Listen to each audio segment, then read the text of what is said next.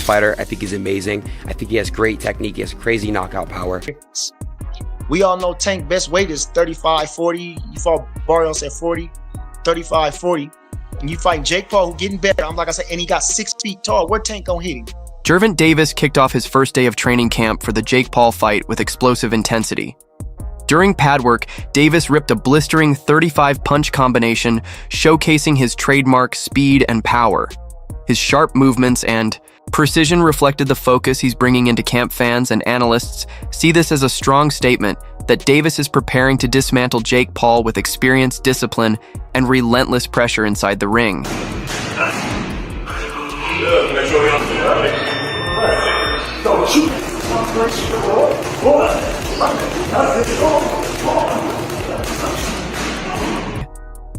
Gervonta Davis set social media buzzing when he posted a message on Instagram telling fans, "See y'all soon, I guess ATL gonna be turned." He followed it up by saying, "Tell them to send that bag, and I'm coming." The statement highlighted 2 key points. First, Davis is eager to step back inside the ring again, and second, he wants the business side of the sport to be respected. In today's boxing landscape where fighters must balance legacy with financial security, Tank's message resonated. It wasn't just a casual post. It was a declaration that he is both ready and motivated for what's next. The combination of excitement for competition and a demand for proper compensation paints the picture of a fighter who understands his worth and refuses to compromise. I text that again.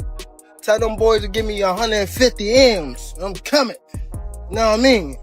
When I start streaming out that, yeah, and that, stop it, knock it off, cuz. Stop it. Tell them send that bag, and I'm coming. And I'm, you know. This fight was even official. Davis had already made his stance clear on Jake Paul's entry into boxing. He once dismissed Paul's efforts as trash, echoing the skepticism many professionals feel towards celebrities stepping into combat sports. Davis argued that Paul only pursued boxing out of boredom after trying other ventures like YouTube. This criticism highlights the ongoing tension between traditional boxing purists and the new wave of entertainment-driven fighters. Still, despite Tank's sharp words, Paul's persistence has forced even the sports elite to acknowledge him. The fact that Davis is now stepping into the ring with him shows just how far Paul has come, transforming what was once dismissed as a novelty into one of the most talked about events in boxing. What do you think of former athletes and celebrities like Jake Paul taking up boxing? You think that grows the sport? If he's doing it for the right reason, actually want to do it because of just like actually want to box, it's cool. But if he's doing it for like the wrong reason, just to get the hype and stuff like that, I feel as though it's trash. Sometimes people get bored at what they want, what they doing, and they want to try other stuff. Got to be mentally tough to be able to box. So that's why I don't take that away from some fighters or some people that want to jump into the sport. So just show how tough you are. That's how it should be. For sure. That's all I got. Thank you, bro. Sure. Thank you. Nice to meet you. Critics argue this matchup cheapens the integrity of boxing, turning it into more of a circus than a contest between elite athletes. But there's another side to consider. Boxing has always balanced sport, with spectacle from Muhammad Ali's larger-than-life charisma to Mike Tyson's pay-per-view. Dominance, the entertainment factor, has always fueled the sport. For some fans, this fight feels like a joke. For others, it's simply a massive moneymaker. In the end, it all comes down to how you view the balance between legacy and entertainment. Boxing has gone too far. Jake Paul is taking on Gervonta "Tank" Davis in an exhibition bout this November. The fight will be taking place in Atlanta between the cruiserweight and the 135-pounder, nearly a 100-pound difference between the two guys. This is absolutely insane. Let me know what you guys think about this in the comments down below. Former super middleweight contender Jesse Hart fired back at those criticizing Gervonta Davis for accepting the Jake Paul fight. Hart insisted critics are missing the bigger picture. Davis isn't turning his back on legacy. He's navigating the modern boxing business, Hart doubled down, saying Tank has every right to chase financial opportunities, even if some label it a circus. His defense highlights the split among fighters themselves. Some argue Davis should be targeting names like Shakur Stevenson or Teofimo Lopez, while others recognize that massive paydays against global figures like Paul are simply too big to pass up. In Hart's eyes, Davis's move isn't betrayal, it's smart business, and while analysts still lean toward Davis as the favorite, not everyone agrees. This man, that's the circus. If you want to join the circus, that's the circus. I don't see the value. I just see money in that, involved in that. If they want the money, if that's what they want to do, then go ahead and go ahead and get the money. But other than that, I'm not. You got a guy, Jake Paul, that's what, 6'3", 6'4", almost. Then you got a guy, Gervonta Davis, that's like 5'5", a little guy. Yeah. Y'all gonna try to, who's 200 pounds, who's just for Mike Tyson there, I'm gonna throw him in there with a 135. It's just a circus, and that's what they want to do, to give money, to generate money in the sport of boxing instead of Gervonta Davis. This is a legacy fight. He was supposed to fight Lamont Roach after this, and then he say no. Think about it. You really can't say too much. When you say Gervonta Tank Davis and you say Lamont Roach, there's still a question mark on that fight. It was still a question mark on that rumble. You just gonna leave it and then go right to the money and say, no, I ain't. That's how you know legacy and everything don't matter. I did that before. I took the money with the Joe Smith fight when my hand was fucked up and, excuse my language, my hand was messed up, broke in training camp, and I still said, yo, no, I'm taking that, I'm still fighting him. I'm not gonna not fight him again. I'm gonna fight him. We're fighting him, Dad. We're fighting him, Rick. We're fighting him, Fred. I went against everybody. Jesse, don't take the fight, man. Let your hand heal. Let's get the surgery. No, I'm fighting him. It's too close. We 3 weeks out. I'm fighting him. Boxing commentator Andy Ross stirred the pot by predicting Jake Paul to win. Ross admitted the matchup is a smart move for both fighters, but argued Paul's size and awkward style could tilt the fight in his favor. His take highlights the intrigue around this bout. While Paul doesn't have Davis's pedigree, his physical advantages, self-belief, and unpredictable approach add real uncertainty. Ross's call may be unpopular, yet it echoes those who feel Paul deserves more respect than the boxing world is willing to give. Still, not everyone is convinced the fight will even happen. More things for Lego. Jake Paul is fighting Gervonta Davis. Crazy. Your thoughts on this? I have locks with Snaggy right there.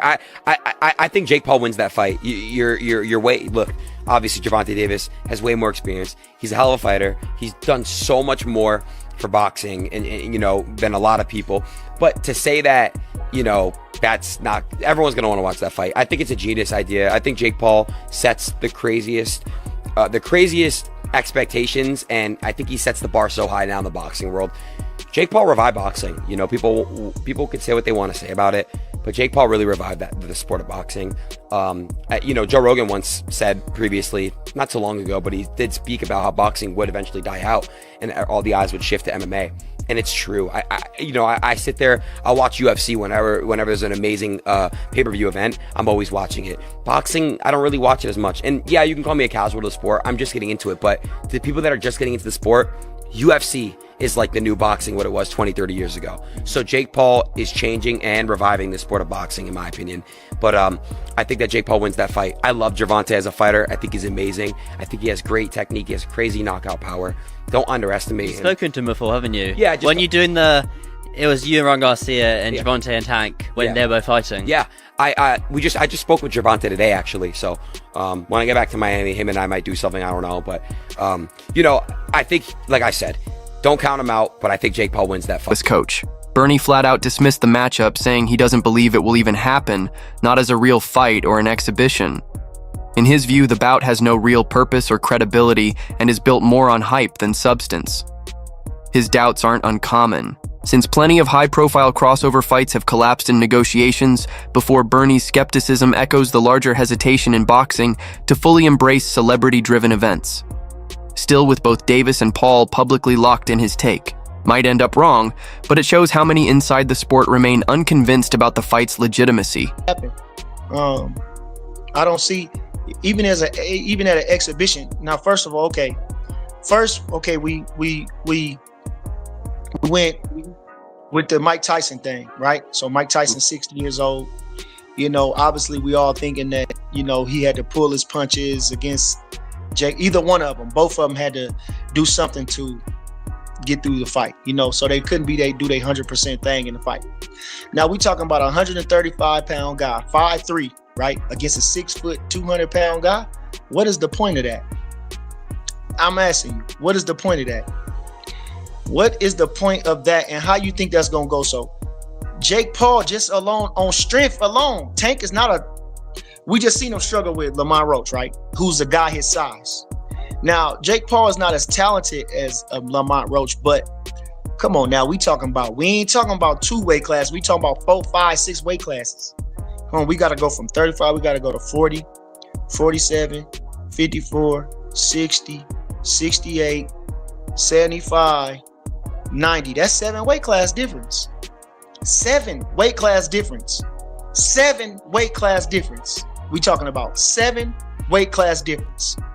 We all know Tank best weight is 35, 40. You fought Barrios at 40, 35, 40. And you fight Jake Paul, who getting better. I'm like I said, and he got 6 feet tall. Where Tank gonna hit him? Where is Tank gonna land a punch? And he don't throw a lot of punches. Come on now. He didn't knock Lamont Roach out. You gonna knock Jake Paul out? So what's the point of that exhibition for real? On the money, some analysts view Paul's decision as a calculated move toward true legitimacy. For years, he has fought against the label of being just a YouTuber dabbling in boxing, but his persistence and wins over former MMA champions have boosted his reputation. Now, by stepping in with Davis, an undefeated champion with devastating knockout power, Paul is making his boldest push yet to be seen as a real contender. If he shows up and performs well even in defeat, he gains credibility that critics can no longer ignore. And it definitely seems like this is that he wants the respect of legitimacy. He doesn't want to be looked at like some type of, you know, I don't know, circus act. Like, you know, people think that he's doing these fights that are being thrown. He's not legitimate, you know, and his detractors are saying that it's like, yeah, okay, well, you did this, you did that, but these guys were old, or, you know, they were retired, or this and that. But the fact of the matter is, when you fought a real fighter, you lost. So people are like, you're not legitimate. That's what people say. So after everything I've seen on him, if he can beat Tank Davis, I think he'll have his legitimacy card. If he can beat or do something like Rocky 1 to where you got people questioning who won, then he's going to get all the respect in the world. That's how I think it's going to go. Because I've seen Tank just destroy people, body people, play with his food, you know, with people. You know what I'm saying? Tank is legit as it gets. For Gervonta Davis, this fight isn't viewed as a career risk, but as a chance to grow his brand. Analysts suggest that beating Paul would boost Davis's popularity, especially with casual fans who don't usually follow boxing. The global spotlight Paul brings ensures Tank's name reaches a wider audience, and importantly, winning here doesn't close the door on legacy fights. A rematch with Lamont Roach, for example, could still take place afterward. In that way, the Jake Paul matchup serves as a springboard, not a setback, raising Davis's profile before he returns to legacy, defining bouts. Then this is the type of event that will probably push him even further along in his popularity. If he puts on a good performance and it's an exciting fight or exhibition and anything, and he winds up somehow looking good in this, I don't know how it is. It looks to me David and Goliath, but David got skill and Goliath doesn't, but I don't know how it's going to work out. But if for some reason it winds up being a really fun event and it has tons and tons of millions and millions and millions of viewers. When Gervonta Davis goes back to his next fight, which I hope would be a Lamont Roach fight, then maybe some of that will wash into the next fight, and it'll be a bigger fight and more money in it for the fighter that he'll actually fight next, who, again, I certainly hope is Lamont Roach. So why did he do it? It's very, very, very clear that he did this. Gervonta Davis did this for the money, and it's not an illogical thing. And if somebody in his situation has this to do, consider all things considered, hey man, you know this is what people are gonna do. So he has a fight with a tough Lamont, very, very tough Lamont Roach, who people did not say was a tough fighter before he fought him, but Lamont Roach is a very, very tough fighter. He had a deal already done to fight Jake Paul before he caught that draw. So if I'm giving him the benefit of the doubt, I'm gonna say, okay, great. If you you already signed for the Jake Paul deal, that could be $50 million. I'm hearing the numbers, I'm hearing somewhere around $50 million.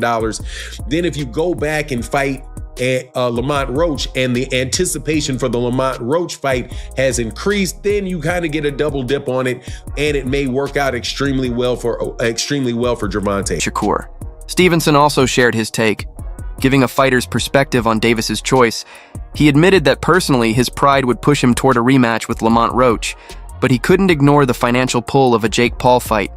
Shakur's words highlight the inner conflict many fighters deal with, balancing legacy with money.